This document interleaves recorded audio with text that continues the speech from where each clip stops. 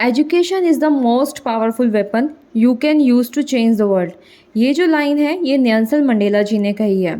तो Nelson Mandela जी के बारे में तो मोस्ट ऑफ द पर्सन जानते ही होंगे, और जो एग्ज़ाम की तैयारी करते हैं कंपटीशन की उनको वो तो बिल्कुल ही जानते होंगे। तो नेल्सन मंडेला जी एक दक्षिण अफ्रीकी रंगभेद विरोधी कार्यकर्ता थे। ये राजनीतिक और राजनेता भी रहे हैं। इन्होंने 1994 से लेकर 1999 तक साउथ अफ्रीका के पहले राष्ट्रपति के रूप में कार्य भी किया है। ये सबसे इम्पोर्टेंट फैक्ट जो आता है वो ये है कि इन्होंने 1990 में भारत रत्न पाने वाले पहले विदेशी थे। तो अगर हम भारत रत्न की बात करें तो ये हमारा सर्वोच्च नागरिक पुरस्कार है, जो हमने पहली बार एक विदेशी को दिया था 1990 में। साथ के साथ नेल्सन मंडेला जी 1993 में नोबेल शांति प्राइज़ भी विजेता रहे हैं, क्योंकि इन्होंने रंग भेद का विरोध किया था, तो इस वजह से इन्हें ये सारे प्राइज़ मिले और ये एक काफ़ी अच्छी शख्सियत थी। तो इनके बारे में पढ़ना तो बनता है। So hello everyone, Radhe Radhe, welcome back to my channel. मैं हिमांशी चौधरी आपका स्वागत करती हूँ एक और नए व्लॉग में। तो आज का व्लॉग थोड़ा छोटा होने वाला है। एक्चुअली एक तो दो रीज़न है उसके।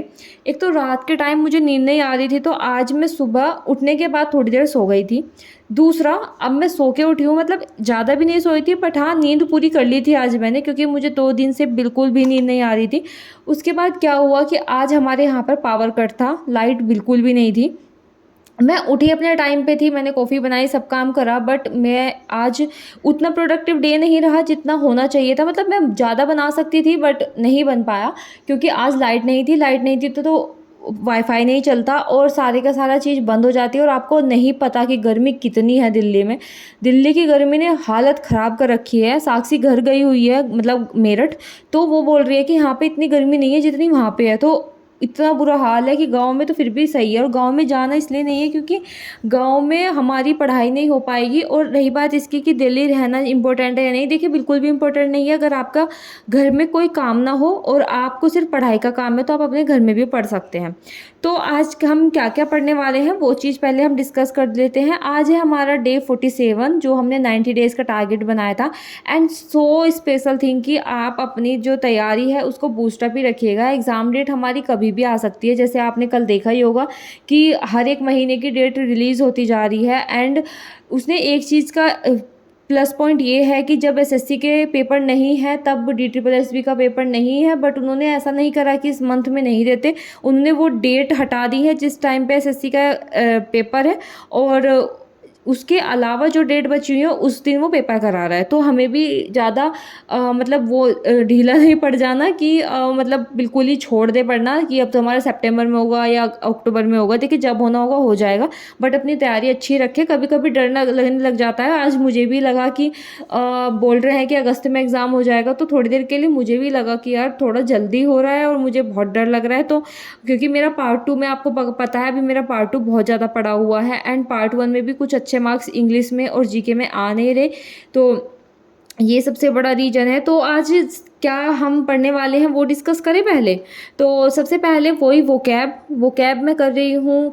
कैरियरविल के एक टीचर है, अरुण करके हैं, उनसे कर रही हूँ। वो काफ़ी अच्छा करा रहा है। देखिए मैं हर वीडियो में अलग इसलिए बताती हूँ क्योंकि कभी कभी मुझे किसी का समझ में आता है, कभी कभी किसी का। लेकिन अगर मैं वोकैब की बात करूँ तो मैं उन्हीं वाले सर से करूँगी। मैं कहीं पर भी अब नहीं भटकने वाली, और जो मैं बुक लेके आऊँगी उसका मैं करूँगी। एक कमेंट आया है अभी कि रानी मैम से करो, तो मैं रानी मैम की भी बुक का ओवरव्यू लूँगी पहले, एंड देन ब्लैक बुक का भी, क्योंकि दो चीज़ ऐसी हैं जो सबसे ज़्यादा बताई जा रही है कि इन दो मैम के आप कर सकते हो, या तो आप ब्लैक बुक से करो या फिर रानी मैम से करो। तो मैं देखती हूँ दोनों का पूछ के कि कौन सी ज़्यादा बेस्ट है और कौन सा एसएससी के एग्ज़ाम्स के ओरिएंटेड है, क्योंकि टीसीएस दोनों का एग्ज़ाम कराता है।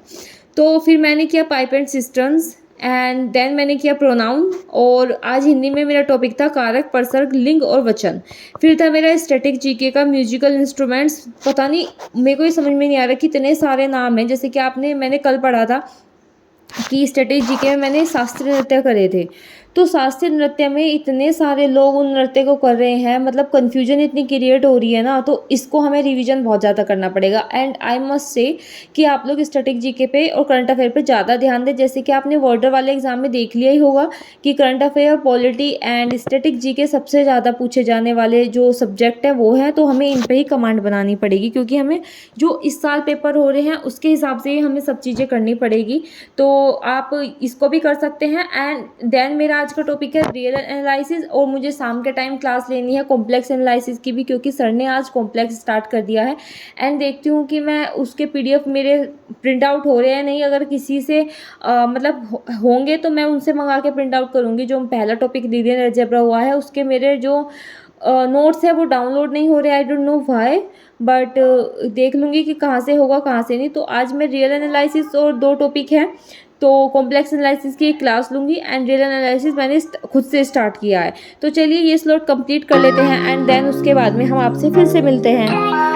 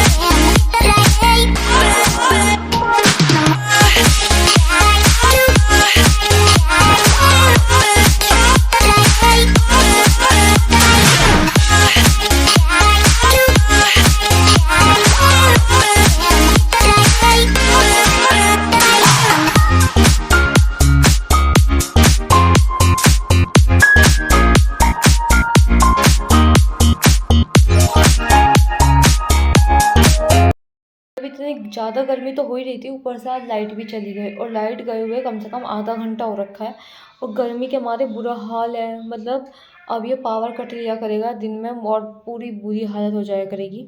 आई डोंट नो कि अब हमें क्या करना चाहिए। और हमारे यहाँ पर तो इन्वर्टर भी नहीं है, घर पे कम से कम इन्वर्टर तो होता है। वो तो शुक्र है कि मेरे जो नेट है फ़ोन में वो है, अभी 10-12 दिन का डलवाया हुआ था, वो बंद होने वाला था। अब पता नहीं कब लाइट आएगी और कब पढ़ाई शुरू होगी दोबारा से। वैसे तो मैं पढ़ ही रही हूँ, मतलब वो कैब को कर रही हूँ, पर लाइट गायब है, बहुत देर हो गई है। मैं सोच रही हूँ, वेट कर रही हूँ कि आ जाए, पर आ ही नहीं रही है। अब ये जो पावर कट लेगा ना, सच में बहुत बुरी दिन हो जाता है यहाँ पे। गर्मी में ना पूरा हालत ख़राब हो जाती है। चलो, वेट करने के अलावा कुछ और चीज़ भी नहीं है हमारे पास, वेट ही करना पड़ेगा।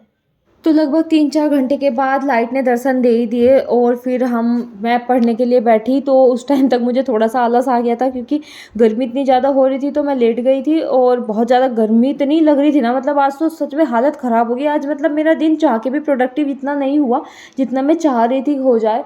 बट अभी दिन बचा हुआ है, वीडियो अपलोड करने के बाद मुझे अपने जो आज के टास्क हैं वो कंप्लीट करने हैं, वो आप कल की वीडियो में देखोगे।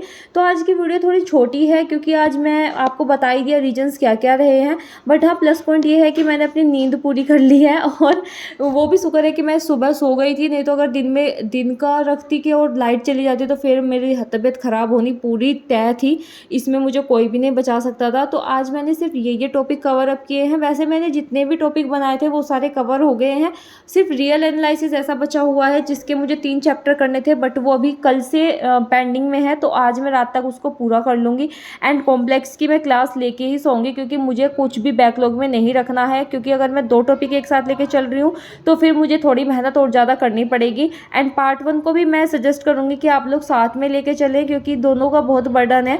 एंड आज के लिए इतना ही। अब मिलेंगे हम कल के व्लॉग में। अगर आपको कोई भी क्वेरीज़ है या फिर कोई भी डाउट है तो आप मुझसे कमेंट सेक्शन में कमेंट कर सकते हैं। तो अब मिलेंगे हम कल के व्लॉग में। तब तक के लिए आप अपना ध्यान रखिएगा एंड पढ़ते रहिएगा। तब तक के लिए राधे राधे, जय श्री राम।